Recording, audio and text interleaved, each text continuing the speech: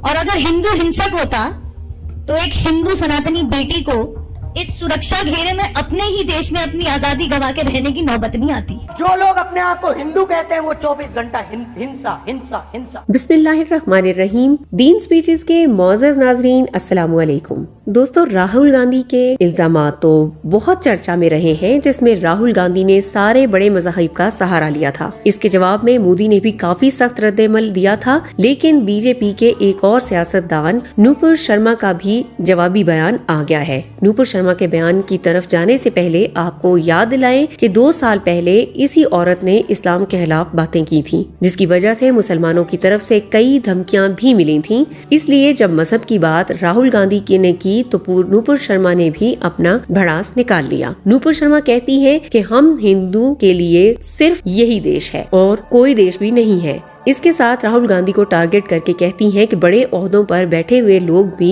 हिंदुओं पर ही इल्जामात लगाते हैं कि हिंदू तो इंसाफ नहीं करते और ये बहुत जालिम होते हैं। लेकिन अगर ऐसा होता तो पिछले 2 सालों से एक हिंदू लड़की को अपनी ही आजादी गंवाना न पड़ती। ऊंचे पदों पे बैठ के लोग कह देते हैं कि हिंदू सनातनियों का नरसंहार कर दो, और अगर हिंदू हिंसक होता तो एक हिंदू सनातनी बेटी को इस सुरक्षा घेरे में अपने ही देश में अपनी आजादी गवा के रहने की नौबत नहीं आती। अब नूपुर शर्मा ने अपने एहसासात का भी इजहार किया कि 2 साल पहले उस पर क्या गुजरी थी। नूपुर शर्मा को कई दिनों तक धमकियां आती रही और जाहिर सी बात है कि जब कोई इस्लाम के खिलाफ या हमारे नबी के खिलाफ नाजेबा जबान इस्तेमाल करता है तो फिर ऐसा ही होना था। लेकिन इसके बरअक्स नूपुर शर्मा काफी खुशकिस्मत है कि सरकार भी उसके खिलाफ नहीं गई। और कैसे जाती, क्योंकि वो खुद भी बीजेपी से ताल्लुक रखती हैं और बीजेपी हमेशा से मुसलमानों के खिलाफ रही है। आजादी का मतलब ये हरगिज नहीं होता कि कोई कुछ भी कहता रहे, किसी भी मजहब का मजाक उड़ाया जाए या किसी भी तरह लोगों को तंग किया जाए। किसी और घर की बेटी तो दूर की बात है, किसी और घर के किसी सदस्य को भी वो ना देखना पड़े जो मैंने देख लिया। और जब तक मेरी सांस है मैं उसी के लिए आपके लिए खड़ी रहूंगी। जब कोई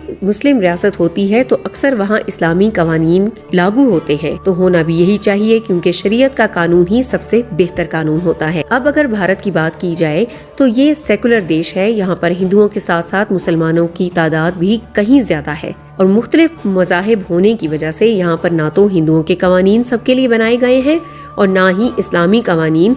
हर मजहब के लिए उसका अपना कानून मौजूद है। नूपुर शर्मा पर जब डर का वक्त गुजर गया तो उस वजह से एक डर इनके दिलों में भी बैठ गया है कि ऐसा ना हो कि कोई मजहब अपने कानून लागू कर दे। तो इस डर से नूपुर शर्मा कहती हैं कि हिंदुस्तान में देश का कानून चलेगा, कोई मजहब या शरीयत का कानून नहीं चलेगा। ये मेरे देश में नहीं चलेगा। मेरा देश भारतीय संविधान से चलेगा, किसी मजहबी कानून या शरिया से नहीं। सेकुलर होने का मतलब ये होता है कि हर मजहब के लोग अपनी इबादत और दीन की तबलीग कर सकते हैं। इसका मतलब ये हरगिज नहीं होता कि कोई भी उठकर किसी मजहब के लोगों को टारगेट करे और उनको बदनाम करे। राहुल गांधी ने जब मोदी और उसकी पार्टी बीजेपी पर इल्जाम लगाया था तो ये लोग हिंदू नहीं हैं, तो इसकी कई वजूहात बयान किए थे। बीजेपी ने हमेशा मुसलमानों के खिलाफ कानून पास करवाए, मुसलमानों के खिलाफ कार्रवाइयां की और उन पर जुल्म किए, और फिर बीजेपी को कट्टर हिंदू भी समझा जाता था। तो ये सरासर हिंदू मजहब के खिलाफ है। हिंदू मजहब भी अमन का पैगाम देता है। इसके बावजूद अगर कोई पार्टी नाइंसाफी करे तो वो कैसे हिंदू हो सकते हैं? आप हिंदू हो ही नहीं। आदरणीय अध्यक्ष जी, कल माननीय नेता प्रतिपक्ष श्री राहुल गांधी जी ने अपनी स्पीच में कई इनएक्यूरेट स्टेटमेंट्स करी हैं।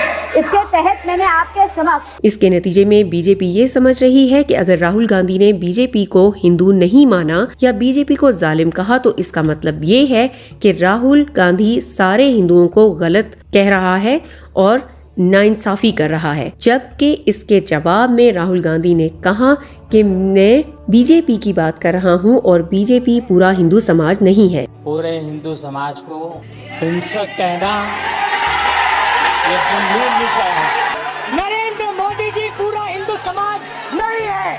राहुल गांधी ने तो कह दिया कि बीजेपी असल हिंदुओं का समाज नहीं है, तो कौन हो सकता है? ये शंकराचार्य ने खूब समझाया कि दीगर मज़ाहिब के लोगों के साथ कैसा बर्ताव रखना है। शंकराचार्य जी हिंदुओं की बहुत बड़े पंडित होते हैं, साथ में अमन के दावेदार भी हैं। कहते हैं कि शंकराचार्य साहब, आप ये जानते ही हैं कि इस्लाम ही सबसे बड़ा मजहब है जो कि इंसानियत का सबक देता है। मुसलमानों के बीच में लगातार कई वर्षों से हम जा रहे हैं, मुसलमानों के बीच में जाकर के उनके प्रेम को समझ सके और इस्लाम की सच्चाई को जान करके इस्लाम को सारी दुनिया में एक इंसानियत का सबसे बड़ा पाठ सिखाने वाला धर्म मानने के लिए लोगों को समझावे।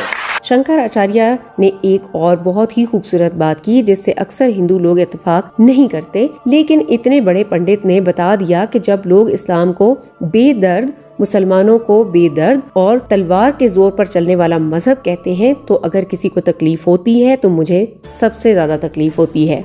जब लोग इस्लाम को बेदर्द, मुसलमान को बेदर्द, तलवार के जोर पर चलने वाला धर्म बताते हैं, तो अगर शायद धरती में कोई दुखी होता होगा तो सबसे ज्यादा दुख मुझको होता है। शंकराचार्य ने कलमा भी तिलावत किया, जिसको सुनकर डॉक्टर जाकिर नाइक भी हैरत से देखने लगे कि एक हिंदू पंडित भी इस्लाम का कलमा पढ़ रहा है। इसके बाद हिंदू पंडित खुद ये इतराफ करता है कि मोहम्मद सल्लल्लाहु अलैहि वसल्लम ने अल्लाह की इबादत की और वेद का रस निचोड़कर एक ही कलमे में पैगाम दे दिया। इससे पंडित का ये मतलब था कि उनकी मजहबी किताब वेद में भी ज्यादातर तालीमात वही हैं जो इस्लाम की हैं, जिस तरह एक खुदा को मानना, उसी की इबादत करना।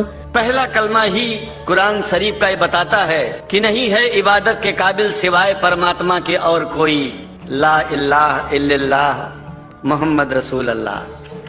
बहुत ही गहरी बात पंडित ने ये कही कि असल में अगर कोई हिंदू मजहब को समझना चाहता है तो वो पहले इस्लाम को पढ़े, तो उसको अपना मजहब भी समझ में आ जाएगा, क्योंकि बहुत सारी बातें हिंदू किताबों में आपको ऐसी मिलेंगी जिसका जिक्र कुरान में हुआ है। साथ में ये भी अर्ज करता है कि अगर दिल से इस्लाम को कबूल कर ले तो इसमें कोई बुराई नहीं है, क्योंकि ये किसी इंसान का बनाया हुआ नहीं है, बल्कि एक खुदा ने इस मजहब को भेजा है। वेदों का रस निचोड़ करके मोहम्मद साहब ने परमात्मा की इबादत करके परमात्मा के पैगाम को एक ही कलमे में दे दिया। इससे बड़ा ग्रंथ दुनिया में और क्या हो सकता है। अब शंकराचार्य अपने ही कुछ लोगों पर बरस पड़ा कि कुछ हिंदू लोग शरपसंद हैं और मुसलमानों को बेदर्द कहते हैं, इस्लाम को बुरा कहते हैं, लेकिन ये समझता हूँ कि उससे कोई बुरा इस दुनिया में है ही नहीं, वो शैतान के बच्चे हैं। जब मैंने हिंदुओं की किताबें पढ़ी और कुरान को पढ़ा तो उसके बाद मुसलमानों के बीच चला गया। मेरे अपने ही लोगों ने तनकीद की कि देखो शंकराचार्य अंडा खाने वालों के साथ हाथ मिला रहा है। तो खुद सोच लो, मुसलमान दिन में 5 मरतबा नमाज पढ़ते हैं। अगर तुम लोग घास खाकर एक वक्त भी इबादत नहीं करते हो तो समझो कि तुमसे बड़ा गैर मजहब कोई है ही नहीं। कुछ लोग भेदभाव पैदा करने के लिए इस धरती पर मुसलमानों को बेदर्द कह देते हैं, इस्लाम को बुरा कह देते हैं। मैं कहता हूँ उनसे बुरा इस दुनिया में कोई नहीं है, वो शैतान के बच्चे हैं, खुदा के बच्चे नहीं हैं। आखिर में शंकराचार्य जी कहते हैं कि अक्सर लोग हमसे पूछते हैं कि तुम तो आचार्य हो, मुसलमानों के बीच कैसे जाते हो? तो मैं इन्हें कहता हूँ कि तुम मुसलमानों से पूछ लो कि वो हमसे इतना प्यार क्यों करते हैं। हम तो इन्हीं में से पैदा हुए हैं। दोस्तों, कितना ही अच्छा होता अगर हिंदुस्तान में सारे मुसलमान और हिंदू एक साथ अमन से रह लेते। अल्लाह ताला तमाम मुसलमानों को अमन व अमान से रखें, आमीन। उम्मीद करते हैं इन बातों से आप जरूर मुतमईन हुए होंगे। इसी तरह की ईमान इन्फ्रोज वीडियोस के लिए आप सब्सक्राइब कीजिए हमारा चैनल 3 स्पीचेस। हम मिलते हैं आपसे अगले वीडियो में। अपना ख्याल रखिए। अल्लाह हाफिज।